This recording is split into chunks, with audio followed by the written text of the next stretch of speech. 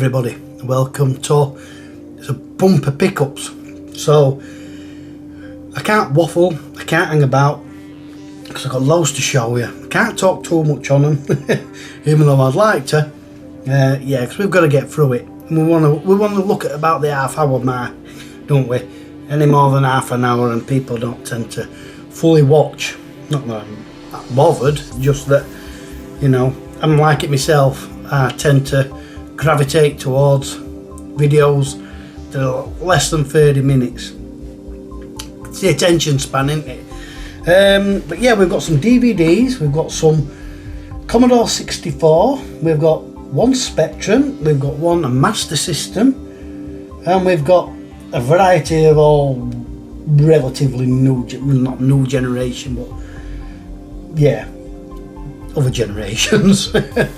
All will become clear. Now, the last pickups, I think it was the last pickups, what a bit of a depressing video. My mate at work says, Jesus Christ, that was depressing. So yeah, we've been for Sunday dinner, me and Lorraine, and got home and I've just got me to a nice Campo Viejo Rioja. Nice. I like my red wines. I only like red wines, to be honest. Not into rosé. Can't stand white. Let's start with the DVDs. Now, funnily enough, I did record a pickups about 2 weeks ago with these in a couple of these games, but I never got round to editing it, and I thought I wasn't really happy with the last waffle that I were doing.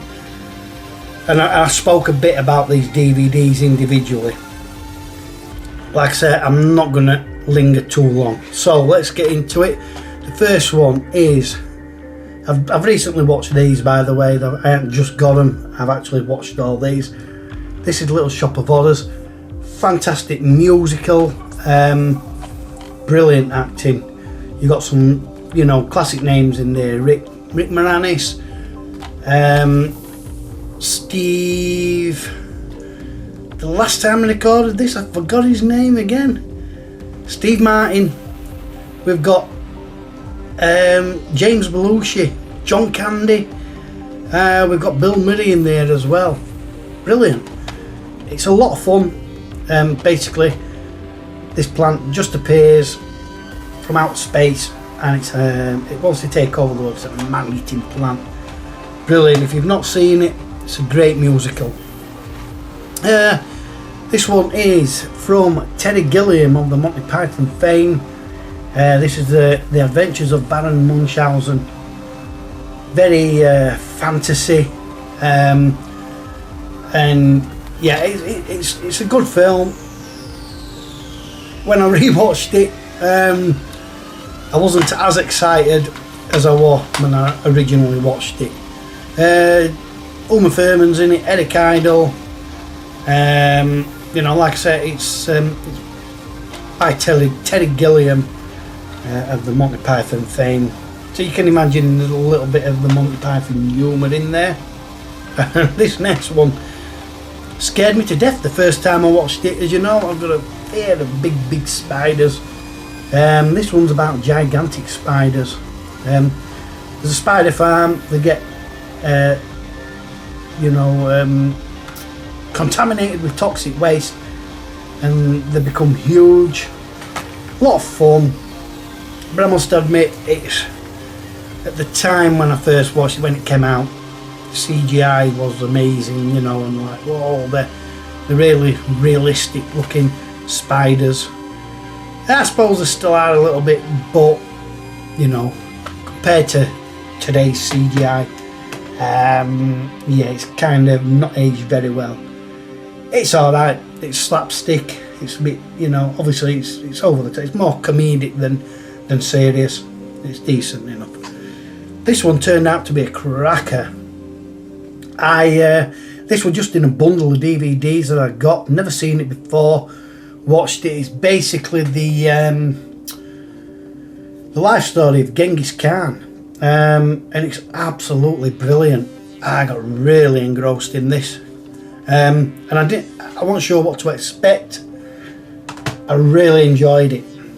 If you remember me saying it, maybe in my last one, I'd ordered Time Bandits. I think it was in a cardboard sleeve.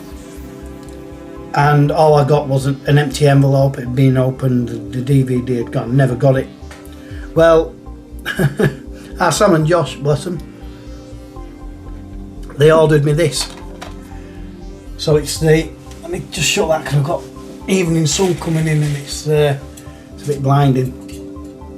Time Bandits, but on the hard case. This is what I really wanted in first place, to be honest. Teddy Gilliam film, again, like I said, from Monty Python. You've got likes of John Cleese in this. You've got who else have we got? Does it say on the back? Michael Palin, Shelley Duvall, Sean Connery, John Cleese. I mentioned him already.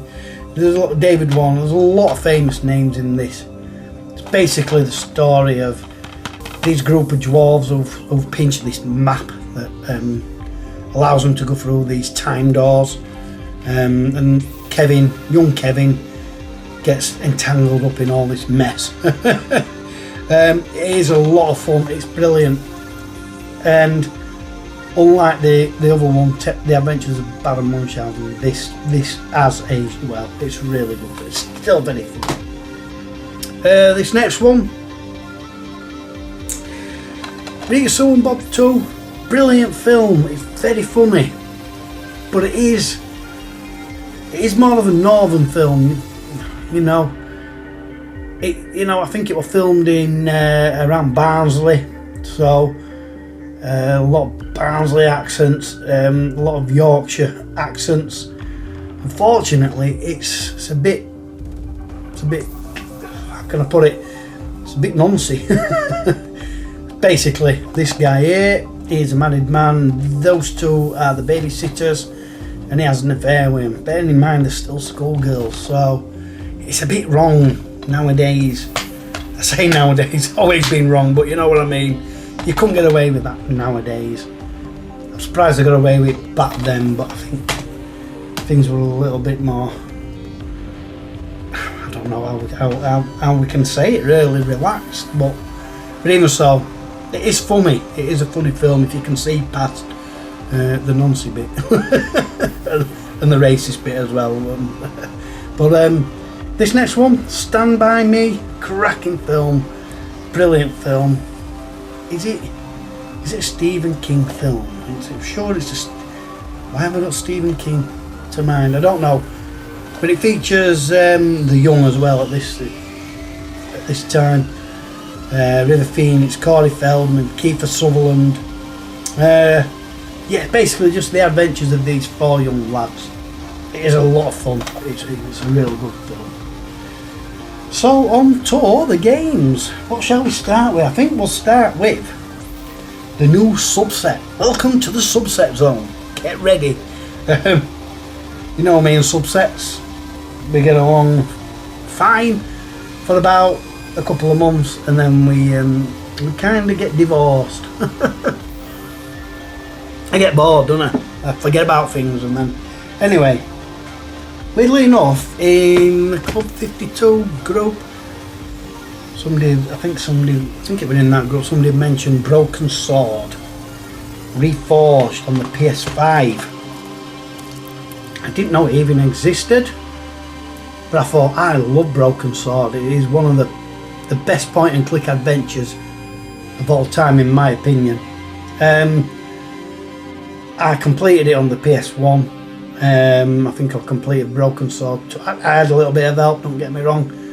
As with any point and click adventure, there's always some obscure maybe puzzle or certain items that you just can't see, and you know, you don't hover over and it don't point them out, so you don't pick it up and it becomes key later in the game, maybe things like that. So yeah, this is like an updated version, remastered maybe, but I had to have it. And I got it, and I almost unsealed it. It's still sealed.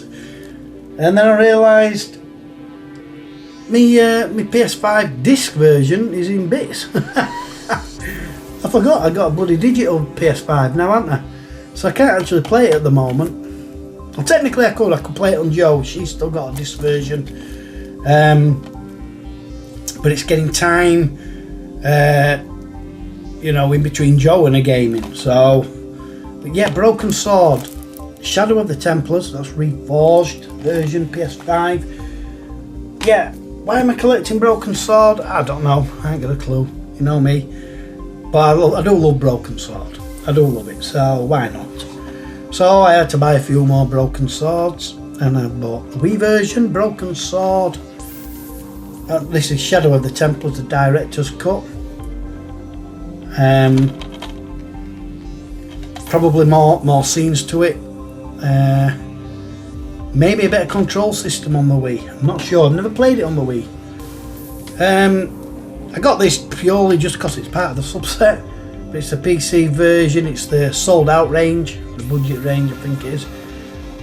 Again, Broken Sword, the Shadow of the Templars. Broken Sword. It is funny. It's brilliantly scripted. Very, you know, clever humour. My favourite part, I still think, of Shadow of the Temple is that when he goes to Ireland. Yeah, it's very funny. These two are the same, but they're on PlayStation and Xbox. This is The Sleeping Dragon. I'm not sure. I don't think I played this. I believe it's more of a 3D adventure. We control the character rather than moving them by point and click. I might be wrong.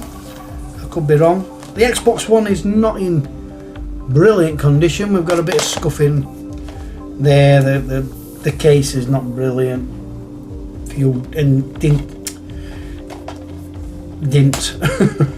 The PlayStation 1 is slightly better condition, but yeah, they're part of the new subset. So I don't think it's a massive subset, and I reckon it's going to be pretty easy to get hold of. You know, we're not talking Broken Sword and likes of the SNES and the NES, which are going to would more likely be, you know, astronomically priced or rare. I don't think there's any rare Broken Sword, not as far as I know. If you do know one, let me know. We shall move now on to I suppose we'll save the best for last. We'll go on to this one. This is the Soul Spectrum game. This is Bargain Basement. I cannot actually find any footage of this on YouTube, so I'm only guessing by the screenshots of what it is. That's a brilliant cover though. Look how detailed that is. It's almost like a Where's Wally kind of cover. You know, a lot going on. Very comedic, comic book like. Classic arcade action. Don't say out on the back. I'm not really going to go into the inside of it. Probably a split screen platformer. If anybody's played that, maybe David Retro Game played badly.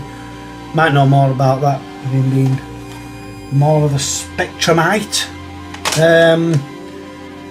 We'll move on to Kicks. I'm blasting my way through Kicks label. Again, like I say, on Commodore 64. I'll start with this one, which is Vigilante.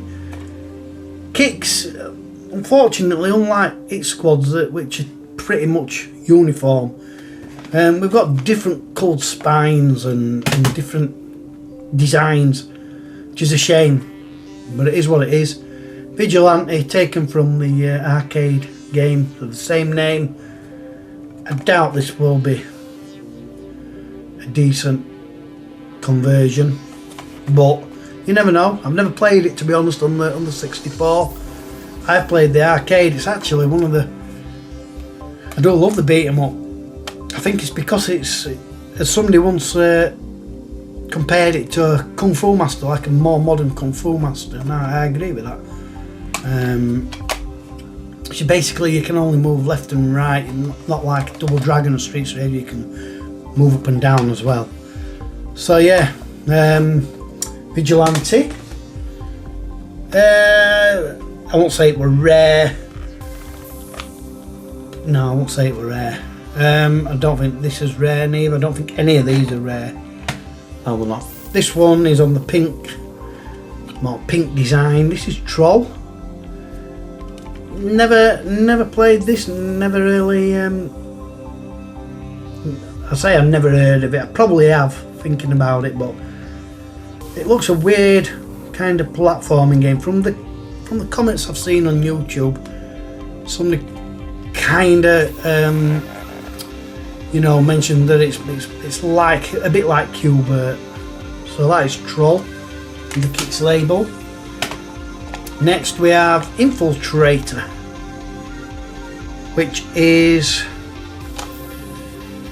like a bit of simulation and a bit of strategy, I think. I remember seeing this game all over the magazines and the adverts in magazines back in the day on Zap. You know, the screenshots never really enticed me. They're not really, it wasn't really my kind of game. But here it is anyway. It's part of the set, so I needed it. So I've never played it. This, however, I have, and this is World Class Leaderboard series on the 64, where top of the game. There were no other golf game on the 64 that could be leaderboard. You know, for its time, it was a class product. It was a really good quality designed game. Really good. World Class Leaderboard, I'm assuming that's because there's all world courses rather than just like, you know, I don't know, American and English maybe. World Class Leaderboard. So yeah, that's the Kicks pickups. Next we're moving on to Hit Squad. Oh, we got some beauties here. I reckon all these three, I've got three of them, pretty big hitters. One actually is, it's certainly not I won't say it's a big hitter actually, but weirdly enough, I haven't owned it for all these many years that I've been collecting Hit Squad. They sold 1.2 million. I've had 1 and 3 for ages, but I've just never, I don't know if I've looked for it or if I just forgot about it, but yeah, I've now got it. They sold 1.2 million, so it's got Bruce Lee, Match Point, Match Day. Don't even know what that says. Entombed. Couldn't tell you what that is. But yeah, they sold 1.2 million. Nothing on the back. Comes on 2 cassettes. But yeah, so they sold 1 million and now complete. There's only 3 of them.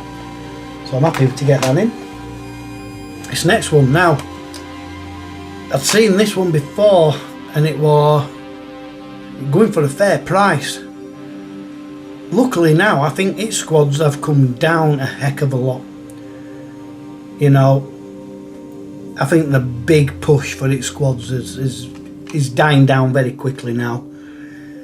With that, so are the prices coming down, which is good. It's good for me because, yeah, don't get me wrong, I've bought a few of the Hit Squads, you know, in the kind of the prime of collecting Hit Squads when people going mad and prices were high, and a couple of the games I paid over £100 for. I'm not proud of it, but you know, at the time, like, I had the money, why not?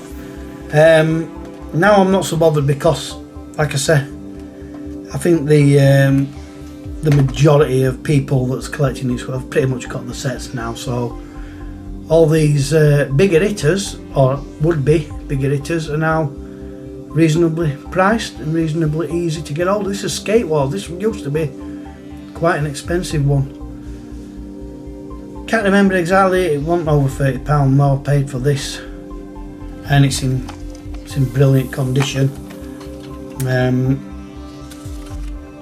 Nothing wrong with that at all.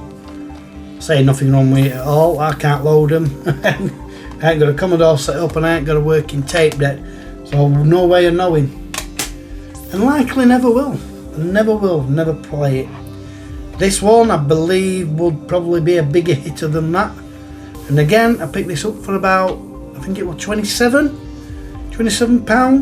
which alright, still a decent amount for one game, but when we're talking, you know, at some point this would have likely been in the over £100. This is Navy moves.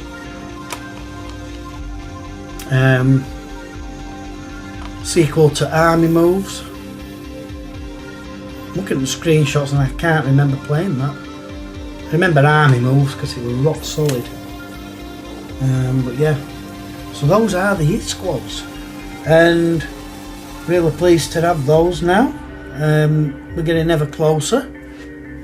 Can't quite remember off the top of my head how many I am away from them, but yeah, I think we're getting there. It's been a long road, but yeah, we're getting there. And these last two are from another subset of mine. Now, again, I don't know if you can remember, but I got inspired by James Retro Import Gaming because, you know, his favourite game is Outrun, and he's got an absolutely brilliant collection. He's put a lot of, I expect, money and focus into that one, you know, collection. That's the love, and my love of Space Harrier compared to James's merchandise and games didn't even compare. I thought I need to do something about that. My favourite game, and I think I had about 5 or 6 games for my collection, so I'm trying to bolster that. And with that, excuse me, this one is for the Commodore 64, Space Harrier 2. Now I never knew it came out for the Commodore 64, Space Harrier 2. But I've actually looked at a bit of footage on YouTube and it looks a lot better than Space Harrier. Certainly. This is by Unique. Honestly, never heard of these. I've never heard of these. I don't really like that red border. It almost looks like it's cut off at the wrong place, you know what I mean? That should be inside. But yeah, I don't like that. But that's their design, Unique. Nicely printed cassette, black cassette. So yeah, I'm happy to have that in the Space Harrier collection. And then this one, it's kind of a win and a fail at the same time. It says Space Harrier 3D for the Master System. Nice solid hang tab on the top there.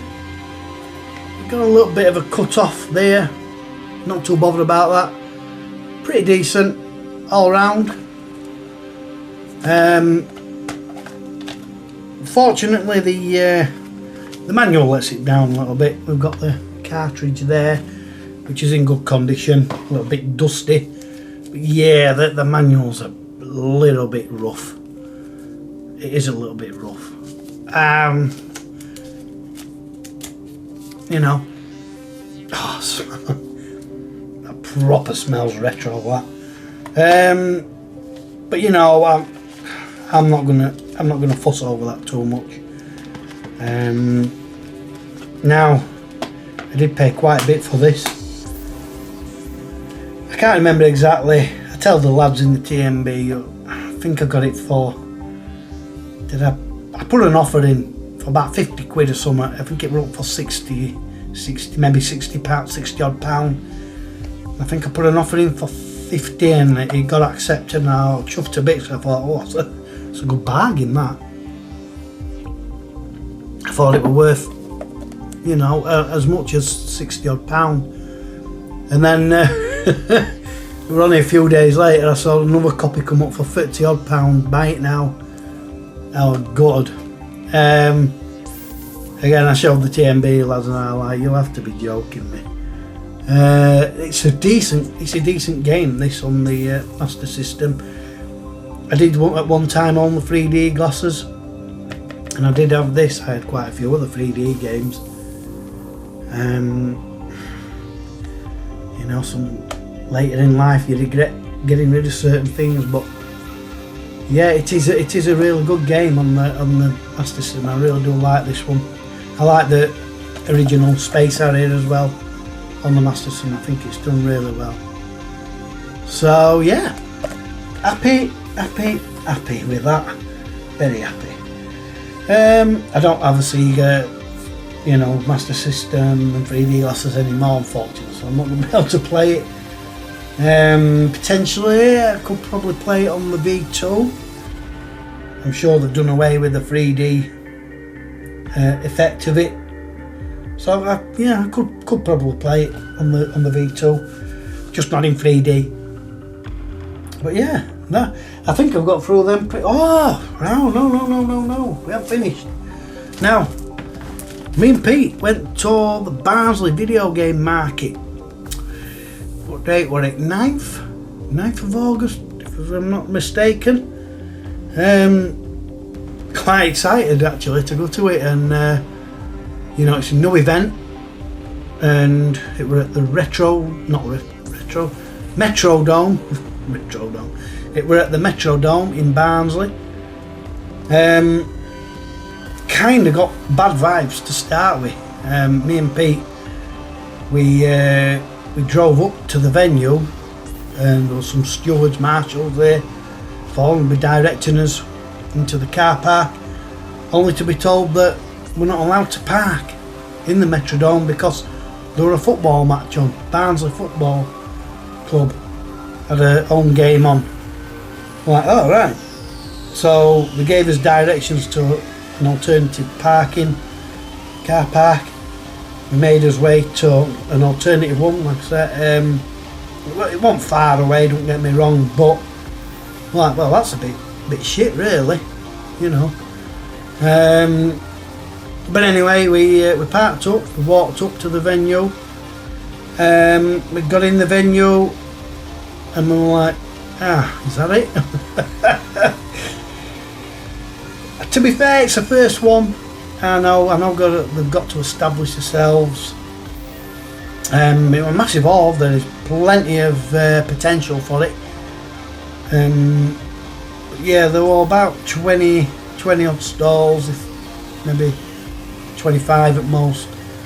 And there were only really 3 stalls that had, you know, a good amount of video games for sale. One did have a copy of Broken Sword on the PlayStation 1 for 20 quid. Got my card ready to pay, and he went, it's cash only. And I know I should have expected that. I'm not blaming the trader, you know. Not everybody's got card capabilities, but yeah, I didn't have no cash on me, so I had to put it back, which is a shame, because it was 20 quid, and I think all those I'd seen on eBay were about £30 plus. But anyway, I did buy a couple of items. I've seen similar things like this before, but I got 3 for £10, and they're basically these metal plaques. James Retro Import Game did once buy me 2 of these, I think, with Space Harrier on. Space Harrier designs, they're on my ceiling grid at my lockup. I've pinned them up. So yeah, this will be a similar kind of thing. The first one is it's a Commodore 64 logo. It's flat, but yeah, nicely done. It's got like a rust effect around the edges. It's not real, it's just pretend. That's the first one. There's loads of designs, but a lot of them weren't my thing. But I liked this one. This is Paperboy, classic arcade game. Yeah. And then lastly, speaking of James Retro Import Gamer, Outrun. I don't think there's a colour more noticeable, famous as that, is there? But there probably is, but for the sake of this video, we'll say the inn. But it is an iconic cover, that with the blonde girl looking back, winking. There she is. And the start of the outrun game, brilliant. So that is it. Yeah, like I said, Barnsley video game market. There's scope for it to become good. I think the trouble was, don't think there were any big shops there trading. I know the likes of such as Tootie and Fob and the others, maybe likes of Craig. If some of those had been there, it would have been probably worthwhile.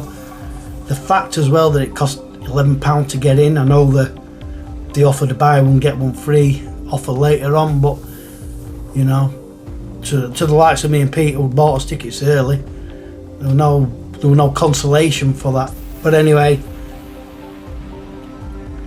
I'm not going to slate it because I don't think that'd be fair. It's a new venue, so it has got scope to improve and expand. They've certainly got the space for it. It's a pretty decent hall at the Barnsley Metrodome. They had a little cafe area, though there was no seating really. There were actually some tables set out for kids to colour in these A4 pieces of paper with just outlines of Sonic and Mario, and kids could sit there and colour them in. But me and Pete used it to eat as food. There was hardly anybody sat there anyway. There were no kids there colouring in, so we weren't bothering anybody. But yeah, they've got the facilities. But yeah,